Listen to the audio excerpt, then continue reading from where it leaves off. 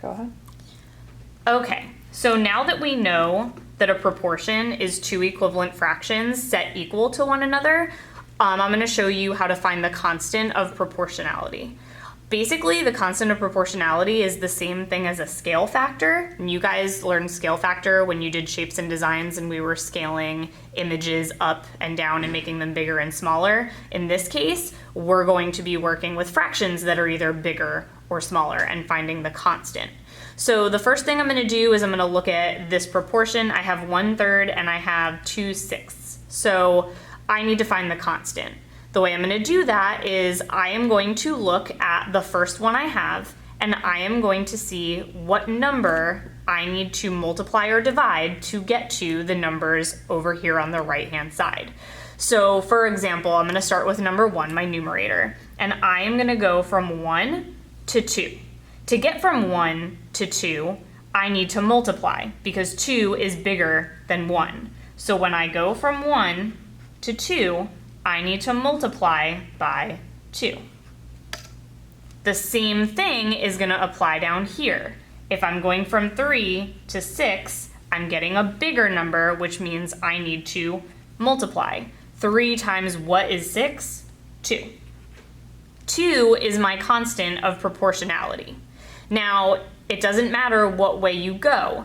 If I started out over here and I was going to figure out the constant, if I'm working from right to left and I'm going this way from 2 to 1, I'm getting smaller, which means I need to divide. So 2 divided by what gives me 1? 2. So notice that the number or the constant of proportionality is exactly the same, kind of like scale factors. In this case, we were scaling the number 1 up to the number 2, and then if we're scaling down, we're dividing because we're going from 2 to 1. So down here, again, the same rule applies. If we're going from 6 to 3, 6 is bigger than 3, so if we're getting smaller and we need a smaller number, we need to divide. 6 divided by 2 gives me 3. So 2 is the constant of proportionality. So no matter what, my constant of proportionality is 2, and you can start from whatever side you want. You know if the number is getting bigger, we're multiplying. If the number is getting smaller, we're dividing. If I redo this and I switch these and their order and I write 2 over 6 is equal to 1/3, I can do the same thing and it doesn't matter which direction I start. If I'm going from left to right, I'm going to look at the numerator. I'm going from 2 to 1. Well, 2 is bigger than 1, so if I'm going to a smaller number, I need to divide. 2 divided by 2 is 1.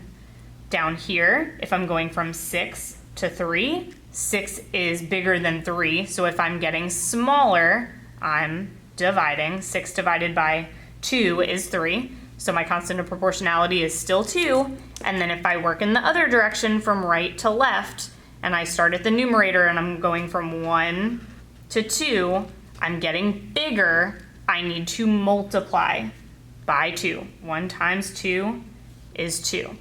And down here, if I'm going from 3 to 6, I'm going from a smaller number to a bigger number, I need to multiply by 2. 3 times 2 is 6. So no matter what way they're written or which side you start on first, your constant of proportionality is always going to be the same. 2, 2, 2, 2. So my constant of proportionality for this proportion is 2. We can also call this the constant. So my constant is 2, no matter what. And that's it.